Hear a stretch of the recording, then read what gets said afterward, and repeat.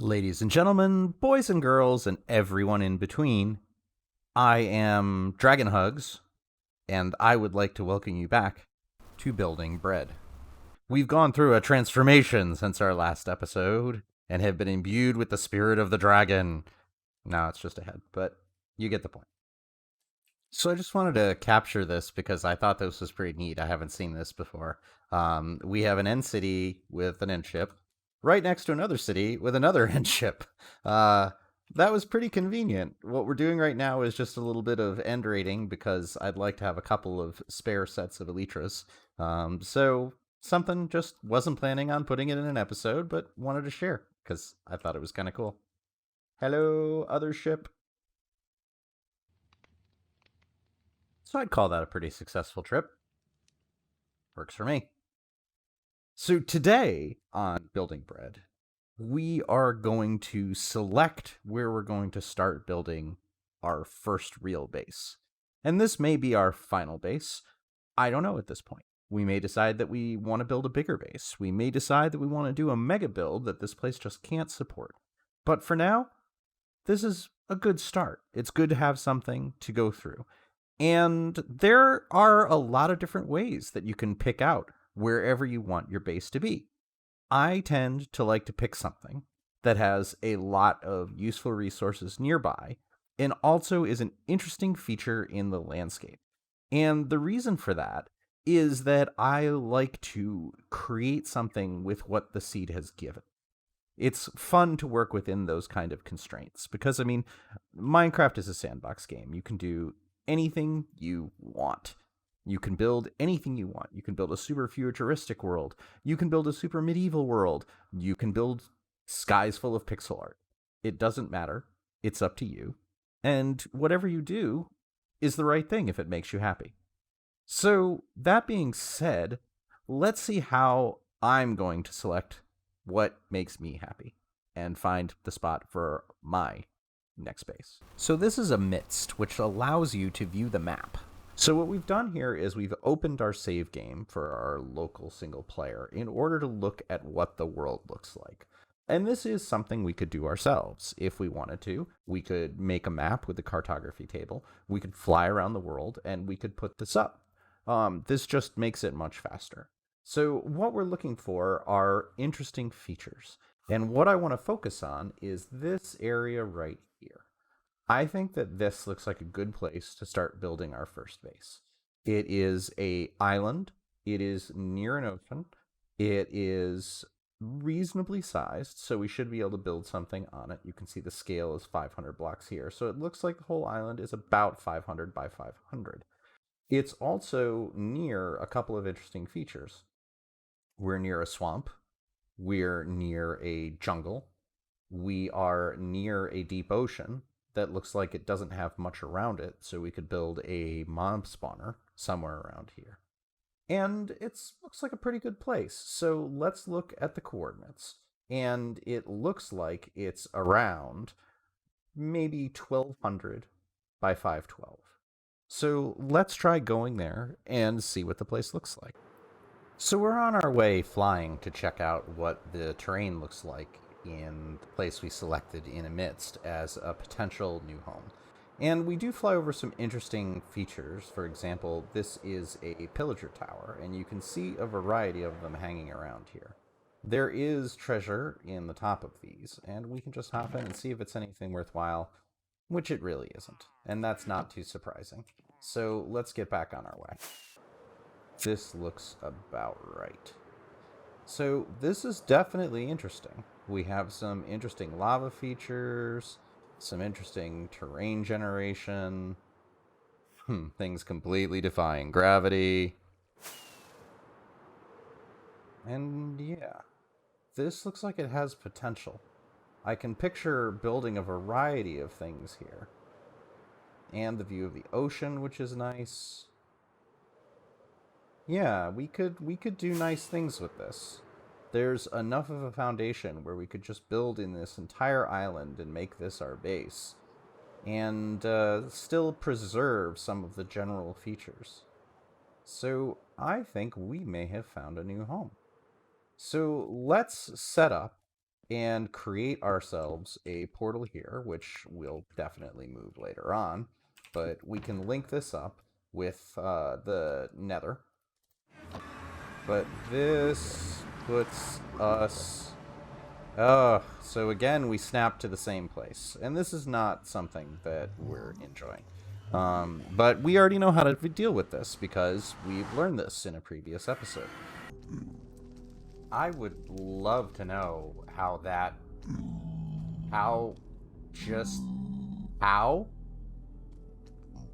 I don't understand at all. Okay. So we've reconnected our portal to the nether and extended the nether hub very simply to it so that we can get back here in the event that something goes wrong. And we'll take a quick look and survey around this area just to make sure we understand it and try and look and see what we're going to do. I think first we're going to have to create a basic iron farm because there's a lot of stuff we need now that we're in this area that we're going to call our home, and most of them require iron. And iron farms are generally pretty easy to build. There are a couple of restrictions that you have to keep in mind, but let's go over the basics of how our friend the Iron Golem is spawned. In general, there are two ways to spawn an Iron Golem. One is called Gossip.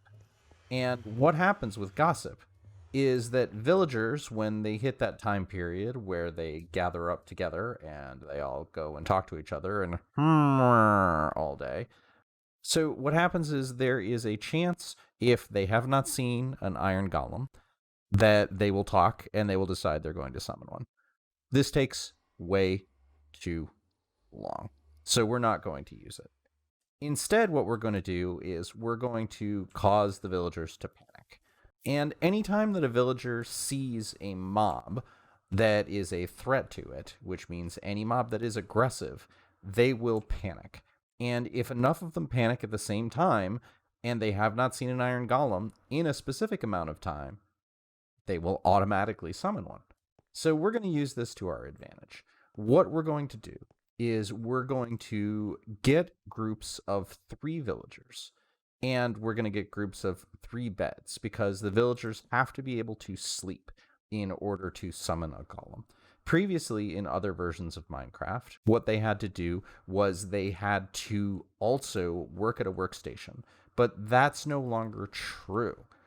As of 1.16, that requirement was removed. So you'll see a lot of old iron farms being built with like bed, and then workstations here, and the people get off, the villagers get off, and they stand on the workstations, and they're able to work. We don't need to do that, which simplifies our requirements quite a bit. What we're also going to do is we want to give them the chance to calm down so they can go to sleep.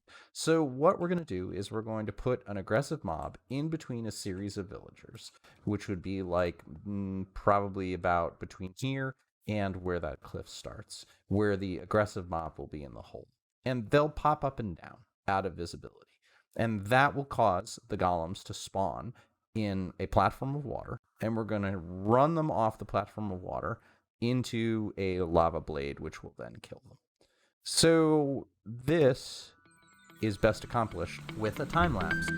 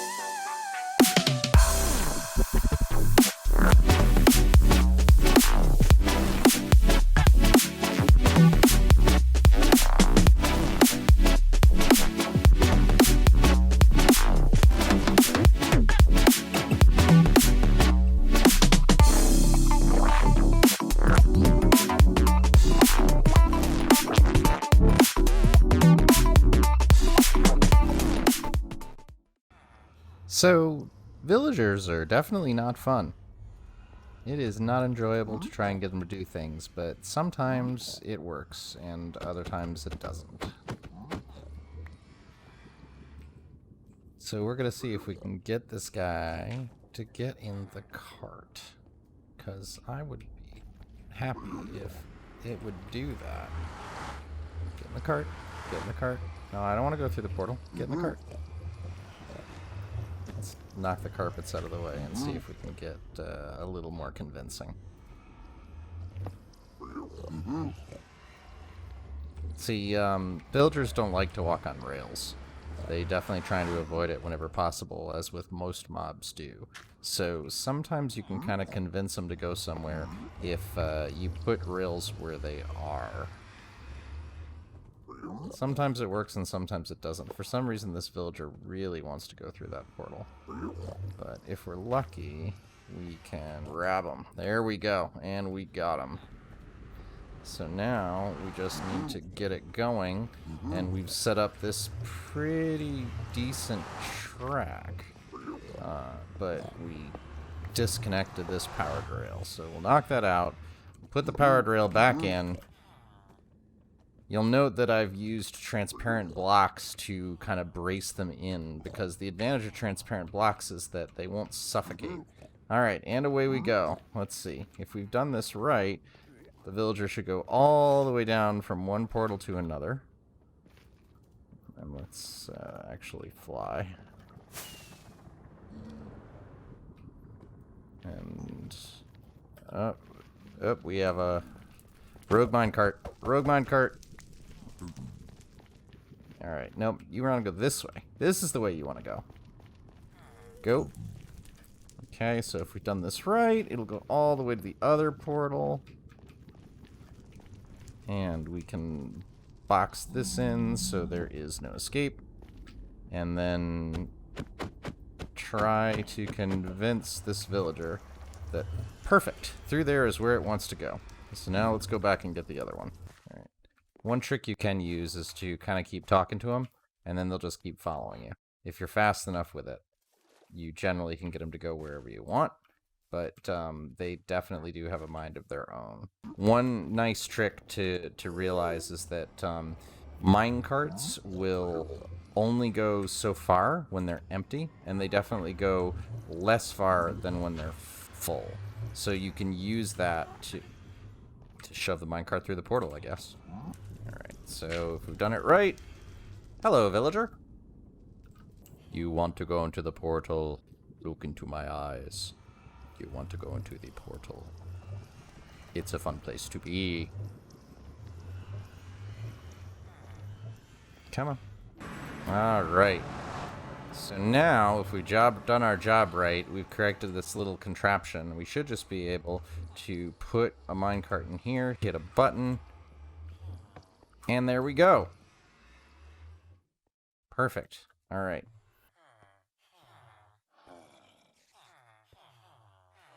Just to walk through how we're doing this really quickly, there shouldn't be anything here that is new.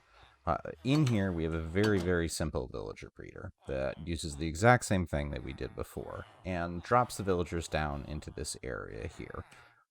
In order to move these, we have a dispenser that we put minecarts into. And when we hit this button, it ejects a minecart, picks up a villager, and zips them up the rails that we have there. So you can just see it just grabs them and they go off. Or sometimes they get stuck. That also happens too. Let's get out and give it a push. This will actually work out reasonably well, because now I can show you exactly what happens. So the villager gets pushed out and zips up to the top there through a series of rails and powered rails that we have that takes us to the top of our iron farm here. Villagers continue to be the worst, so of course it bounces off and then they come back down sometimes. But we can work with that. So that's why these got bumped out before. So let's take care of this one. Hopefully we can get up to the point of where we can stop it before it comes back down again. Let's erase. And nope. Let's see, is it going to bounce? I think it might bounce off of that one. Yeah, and it will. So that's fine. Let's just keep going up. And I'll walk through how this farm works completely in a little bit when we're completely done. Villagers are the worst.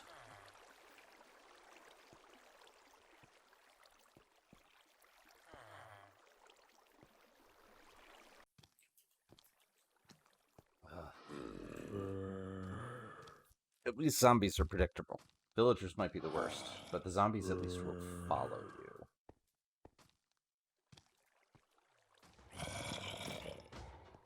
We're just building up the second layer right now.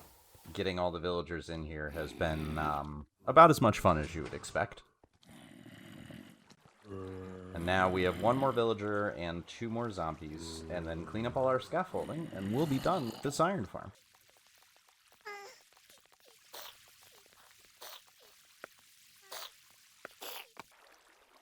And that's largely it. That's how you can trap the zombie in here.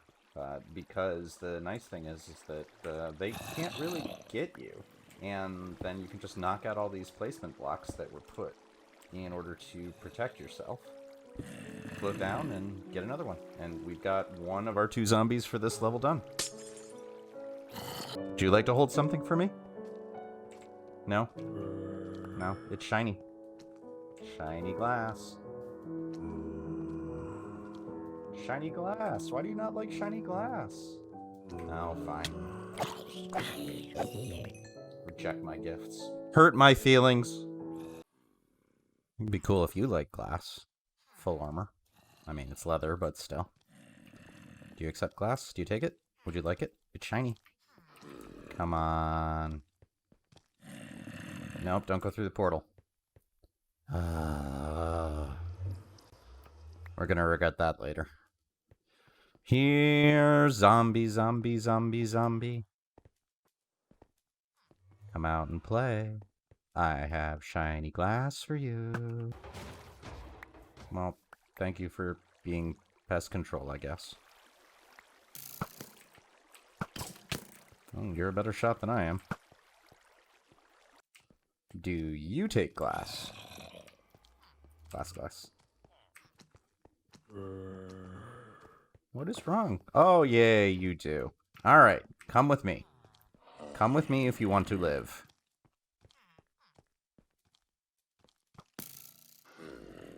I don't have time to deal with you now. Leave me alone.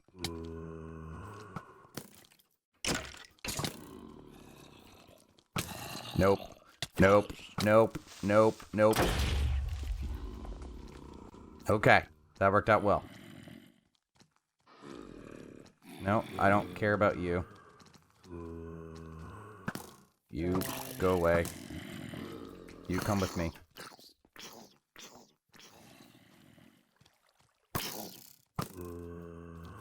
All I want is one. I want Mr. Glass.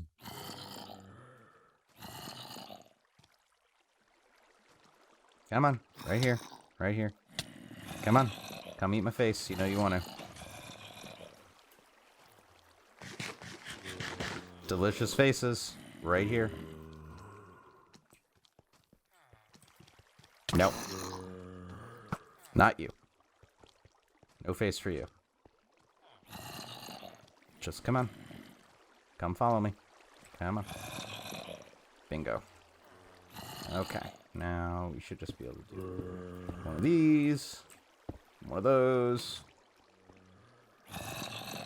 And one of these. Put that there. Put that there. Get rid of you. Get rid of you. And I think we're done.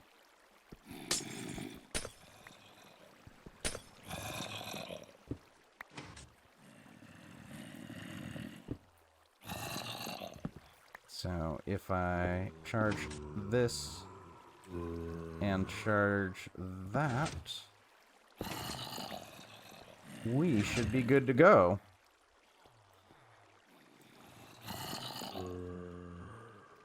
Let's double check if we've done everything right here.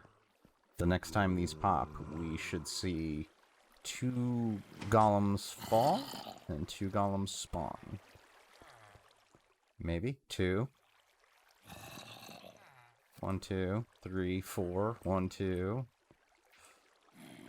Only 3. Somebody's not sleeping. Oh, we still need to get one in there. There was a kid in there, but I'm guessing decided that it was not worth living. So I guess we'll fix that. So here we are in our camera account, because it's much easier to walk you through it when I can do that, rather than trying to fly back and forth rapidly with the Elytra. And quite frankly, having a really hard time trying to see what I point at for the 2 seconds. So you can see our other character that's right here, and we'll just leave the little spawn house and come over here. And this is entirely in spectator mode. As you can see, I don't have any controls or any inventory or anything of any kind.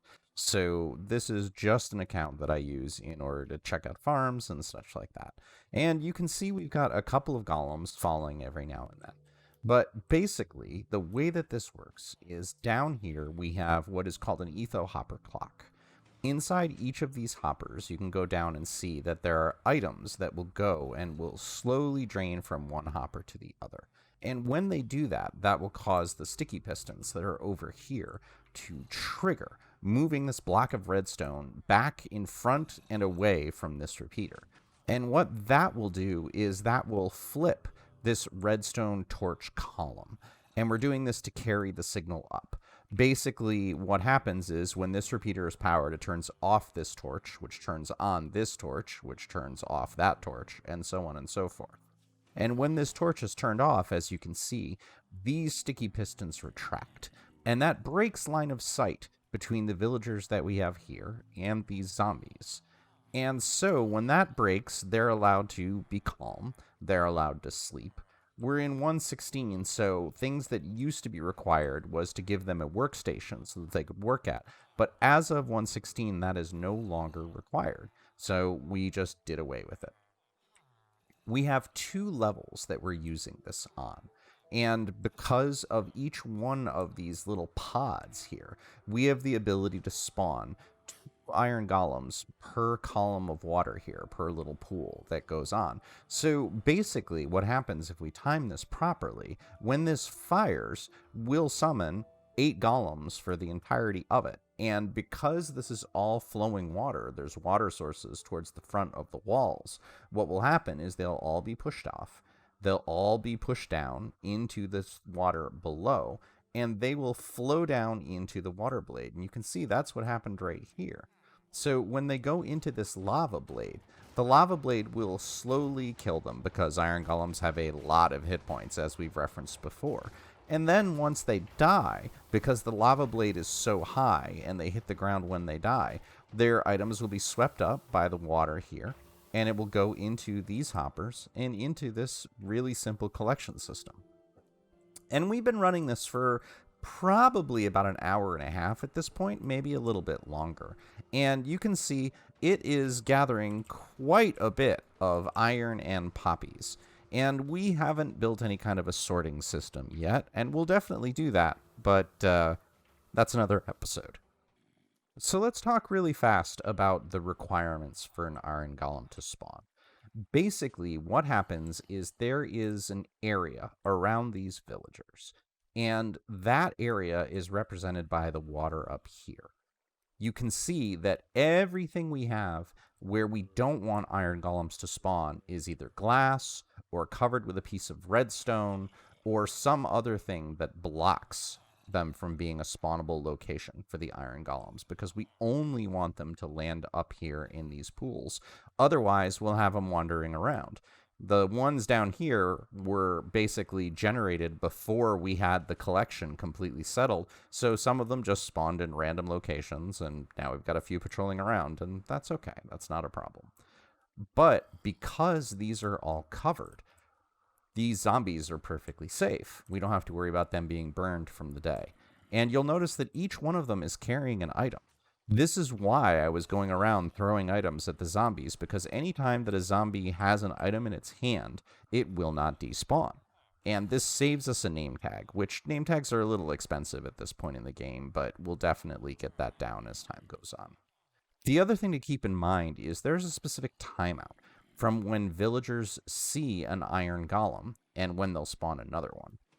You can see that right now they're panicking, but the golem doesn't instantly appear. It takes a second or two, and they're not perfectly in sync. Sometimes what will happen is the ones that are falling from the higher tier will come down, and for a brief instant, these villagers will catch sight of it as it's plummeting to go into the lava blade down here. And this makes the farm not perfectly efficient. We're not going for 100% efficiency here. If you want something that is going for more efficiency, I recommend checking out Logical Geek Boy's Iron Farm, because he has ones that use portals, and it's to the point of where no villagers will ever see a golem unless it's actively being generated. For us, doing 3 or 4 every iteration is good enough. I'm content with that. And that will conclude our episode for today. Once again, I've been OverHugs, and I wanted to thank you for taking the time to adventure with me today. And as a reminder, I donate all the profits that I make off of this to local food banks.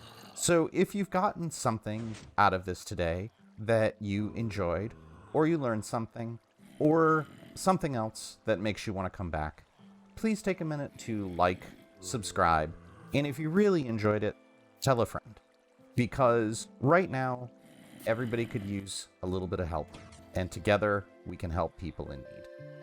So, thanks a lot, and I'll see you soon.